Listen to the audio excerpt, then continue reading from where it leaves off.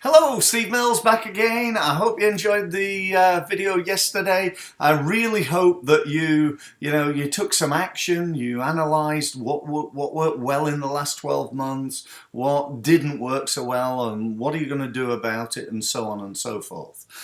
Today I want to talk to you about analysis. And I know you're thinking, oh no, he's not going to go about analysing and words and so on. Yes, I am, because this is so important in business, and it's one of the biggest mistakes that I know why businesses fail. Lack of understanding of numbers. They could be financial numbers, marketing numbers, sales numbers, conversion rates, and so on and so forth. And what I want to focus on today is to talk to you about your key marketing numbers, your analysis of numbers. Because if you're going to do better next month and next year, how are you going to know?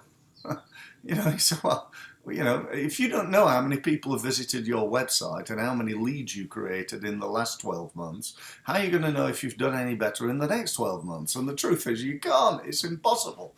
And so, I know it's not the most interesting subject, and I know it's a subject that 99% of the people, before I start working with them, have no clue about. They don't understand particularly their marketing and sales numbers. How many phone calls do you need to make to get a meeting? That's a really important KPI in your business if you're getting on the phone to make calls. What is your conversion rate from meeting to sale? How many meetings do you need per month in order to achieve the volume of sales that you need or want to grow your business? Again, really key numbers.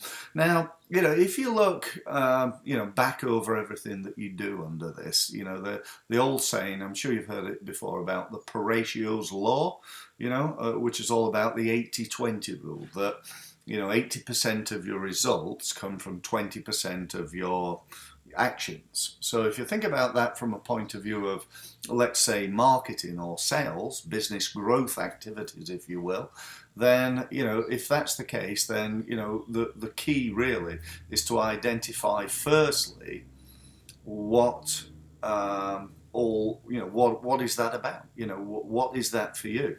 Where are 80% of your results from? Where do 80% of your leads come from? And my question then we're going to look at next is how you can improve those results. What about the 80% that's not working? Is there anything we can do there?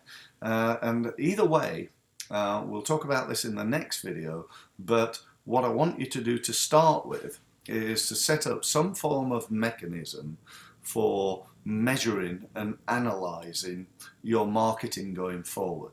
Now, to do this, you could get as in-depth as you want. You could have, 268 KPIs that you're measuring every day and every week and every month. Now, that's great, and if you've got the time and energy and willingness to do that, and you're that type of, focused person, then that's great. But what I'm going to suggest to you, if that's not you and you're a busy person, which I'm sure you are, is just to think of, the top 6 most important, the top 20%, if you will, of KPIs, in other words, key performance indicators in your business that you're going to start measuring. And ideally, if you could go back the last 12 months and get an understanding of where you were and have been over that time, that would be absolutely fantastic.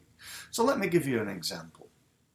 Wouldn't it be great to know how many meetings you've had in the last 12 months and how many you're going to have in the next month and the next 12 months going forward? So your objective is to get more meetings, in other words. So we need to measure that and to see if it's working going forward, and we need an understanding of how many you've had in the last month. Now, perhaps you can go back over your diary and have a look and see how many meetings you've had in the last 12 months and maybe the last month. And so that becomes, maybe one of your KPIs, key performance indicators.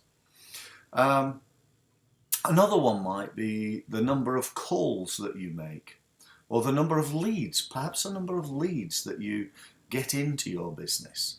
So how many leads do you need in order to get a meeting? If you get 20 leads in a period of time, how many meetings does that equal? Is that one meeting, or is it 19 meetings, or is it 20 meetings? Well, I hope it is. But what are those numbers there? Another number might be, how quick are you at following up on inquiries, on leads? That might be an important number, particularly if it's not very good. I'm sure we've all had times when we've made an inquiry and it's taken the company days and days to get back to us, or perhaps they've never got back to us.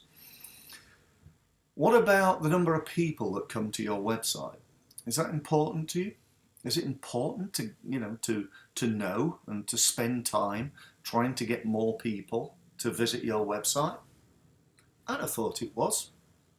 What about the size of your database? This is, it astounds me, actually, how many times I meet people and I start working with them, and they'll tell me, I've been in business for 10 years, Steve.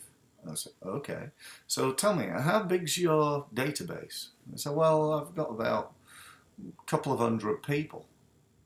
And I say to them, what have you been doing? What have you been doing? 200 people in 10 years. That's just ridiculously low. You've met people networking, you've got people connected on LinkedIn and social media, you've got clients, you've got prospects. Why is that database not bigger than it is right now? My aim for my database is to increase it significantly by at least 1,000 people every month. And, I don't know what your objective is, but let's get an analysis of how big it is now. Is it bigger than it was last year? Because if it isn't, then next year I want it to be. Let me put it this way. If you're doing something like email marketing, you're sending out emails. You're sending out emails to 10,000 people, let's say, and that's producing £50,000 worth of business. If you managed to double the size of your database, you just got a bigger database, you change that from 10,000 to 20,000, would it be realistic to assume that without doing anything else, without improving the text and the so on and so forth, but would it be right to assume that you could potentially double the amount of business that you won from email just by doubling the size of your database? Well, it may or may not be. It might take some time to warm that database up and so on and so forth. But, you could certainly, if you couldn't double it, you could certainly get a, 60-70% increase in the size of it. So, this is the type of thing I'm wanting you to get and understand. To understand your analysis of your sales and marketing and how you can move it forward. So that's it for this video. I look forward to speaking to you again tomorrow. Don't forget to take action, and speak to you soon. Bye.